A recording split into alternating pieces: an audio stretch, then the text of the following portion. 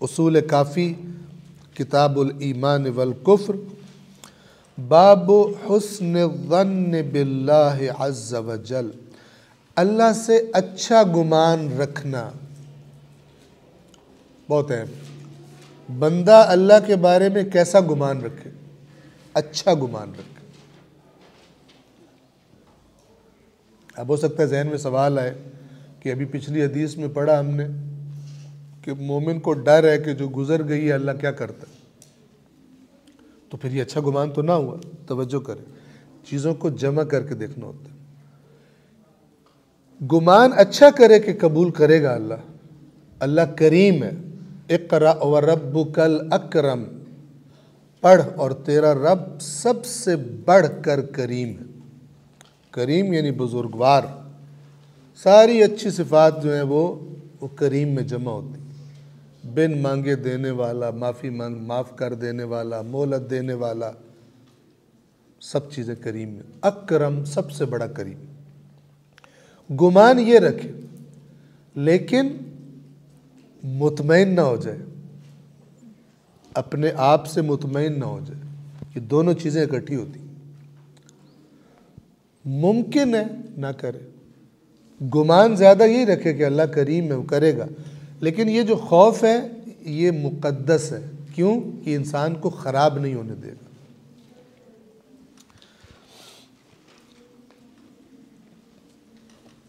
اللہ عز و جل سے اچھا گمان، حسن ظن یعنی اچھا گمان۔ حدیث نمبر 1 اس باب کی، عن ابی عبیدۃ الحذاء، ابی عبیدہ الحذاء راوی ہیں، عن ابی جعفر علیہ السلام، یہ نقل کرتے ہیں امام محمد باقر علیہ السلام سے، قال، امام نے فرمایا، قال رسول اللہ صلی اللہ علیہ وآلہ وسلم، اللہ کے رسول نے فرمایا، کیا فرمایا؟ قال اللہ تبارک و تعالی، اللہ تبارک و تعالی فرماتا ہے۔ اسے کہتے ہیں حدیث قدسی، جس میں اللہ کے نبی بتا رہے ہوں کہ اللہ نے فرمایا ہے، ٹھیک ہے۔ حدیث قدسی وہ ہوتی ہے کہ جو اللہ کا فرمان ہے لیکن وہ فرمان نہیں ہے جسے ہم قرآن کہتے ہیں، وہ معلوم ہے اور مشخص ہے۔ اللہ تبارک و تعالی فرماتا ہے، لا يتکل العاملون على اعمالهم التي يعملونها لثواب، عمل کرنے والے اپنے ان اعمال پر تکیہ نہ کریں جنہیں وہ میرا ثواب حاصل کرنے کے لیے انجام دیتے ہیں۔ اپنے اعمال پر تکیہ نہ کریں کہ بس میں نے تو عمل کر دیا، اب میرا اجر اور ثواب پکا ہو گیا، کنفرم ہو گیا، نہ کریں ایسا۔ کیوں؟ وہی بات جو میں پہلے بھی کہہ چکا ہوں، حتیٰ کہ ائمہ رسول اللہ ایسے تھے۔ فَإِنَّهُمْ لَوْ اجْتَهَدُوا، اس لیے میں کہہ رہا ہوں کہ اپنے اعمال پر تکیہ نہ کریں، اپنے اعمال کو بڑی چیز نہ سمجھیں، اس لیے کہ یقیناً لَوْ اجْتَهَدُوا، اگر وہ سخت اجتہاد کہتے ہیں شدید کوشش کرنے کو، سخت زحمت کرنے کو، اگر وہ لوگ یعنی عمل کرنے والے، نیک اعمال کرنے والے اجتہاد کریں یعنی سخت محنت کریں، وَأَتْعَبُوا أَنفُسَهُمْ أَعْمَارَهُمْ فِي عِبَادَتِي وَأَعْمَارَهُمْ، اور اپنے نفسوں کو، یہاں پر کوئی عبارت میں کوئی چیز مسنگ ہے کیونکہ یہ روایت کا حصہ پہلے بھی کہیں تکرار پہلے بھی آ چکا ہے، تو وہی میرے ذہن میں ہے، اسی طرح پڑھ رہا ہوں۔ اور اپنے نفسوں کو تھکا ڈالیں، نیک اعمال کر کر کے اپنی آپ کو تھکا دیں اور اپنی عمروں کو فنا کر دیں، فی عبادتی، میری عبادت کر رہے اور کچھ کریں ہی نا، ایسا بھی کر لیں کانو مقصرین، پھر بھی تقصیر والے ہیں۔ مقصر کسے کہتے ہیں؟ جس نے کمی کر دی، جو مکمل کام نہ کر سکا۔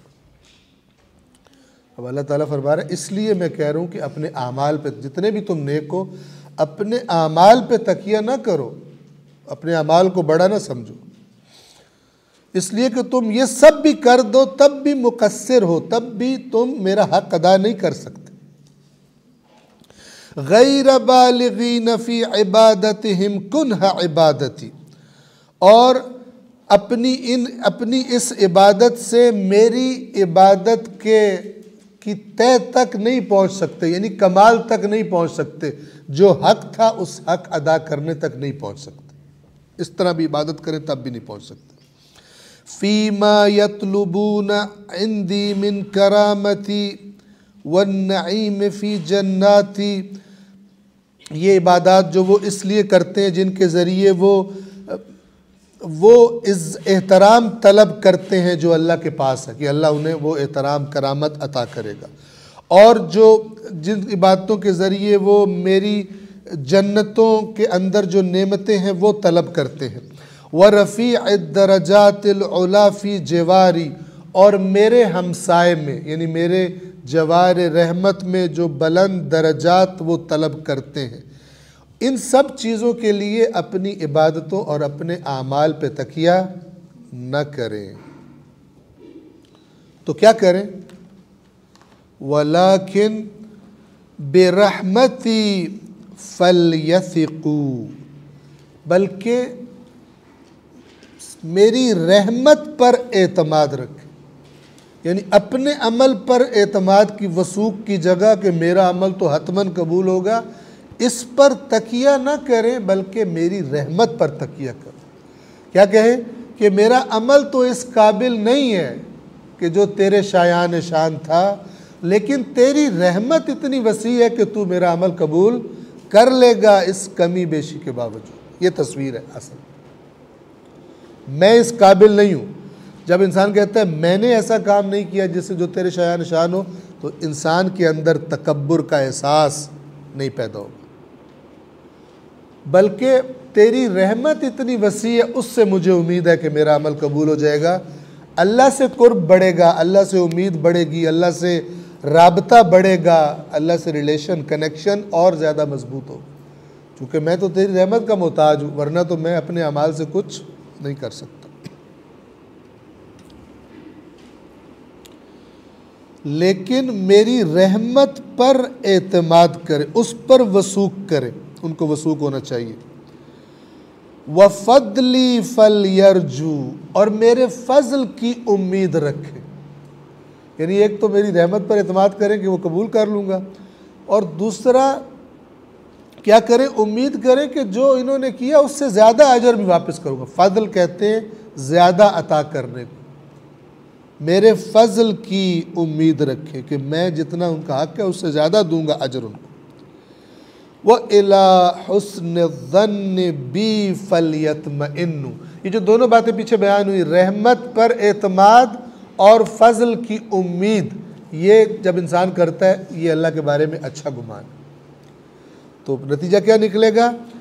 اور میرے وَإِلَىٰ حُسْنِ الظَّنِّ بِي، اور میرے بارے میں اچھا گمان کر کے فَلْيَطْمَئِنُّوا، ان کو چاہیے کہ پھر وہ مطمئن ہو، یعنی مومن کا اطمینان اللہ کے بارے میں اچھا گمان کر کے ہوتا ہے کہ میرا اللہ بہت کریم ہے، بہت محبت کرنے والا ہے، وہ مجھے نہیں چھوڑے گا، وہ میری فلاح چاہتا ہے، اس نے میرے لیے ہدایت کا بندوبست کیا ہے، مجھے مہلت دی ہے، میرے لیے توبہ کا دروازہ ہر وقت کھلا رکھا ہے، مجھے زیادہ میرے استحقاق سے زیادہ اجر دے گا۔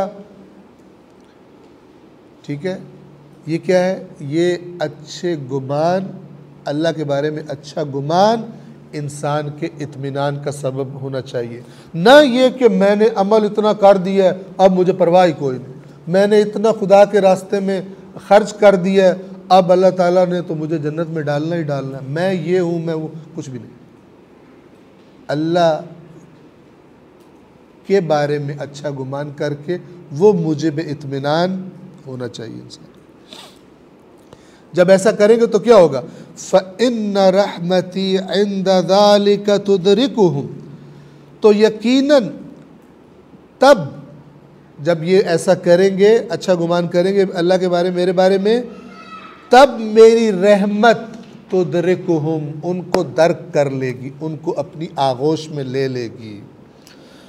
وَمَنِّي يُبَلِّغُهُمْ رِضْوَانِي، اور تب میرا احسان ان کو میری رضا تک پہنچا دے گا۔ یعنی مجھ سے اچھی امید رکھے، نہ کہ اپنے اعمال پہ اتراتے پھرے۔ تب میرا احسان انہیں میری رضوان یعنی میری رضا تک پہنچا دے گا۔ وَمَغْفِرَتِي تُلْبِسُهُمْ عَفْوِي، اور میری مغفرت تب، اس وقت جب یہ کام کریں گے، تب میری مغفرت ان کو میرے عفو کا لباس پہنا دے گی، یعنی میں ان کی گناہوں کی معافی کا لباس میری طرف سے ان کو پہنا دے گی، میری مغفرت۔ پھر اللہ اپنا تعارف کرواتا ہے، کیوں؟ فَإِنِّي أَنَا اللَّهُ، اس لیے کہ یقیناً میں ہوں اللہ، الرحمن الرحیم، سب پر رحم کرنے والا اور نیک بندوں پہ خاص رحمتیں کرنے والا۔ کچھ رحمتیں ہیں جو اللہ سب کو دیتے ہیں، دنیا میں اس کی نعمتیں سب کھا رہے ہیں، اس کی بات ماننے والے، اس کی بات نہ ماننے والے، اس کو ماننے والے اور اس کو نہ ماننے والے، اس کا انکار کرنے والے۔ رحمان سب کو دے رہا ہے، عام تقسیم ہے اس کی۔ رحیم خاص رحمتوں والا۔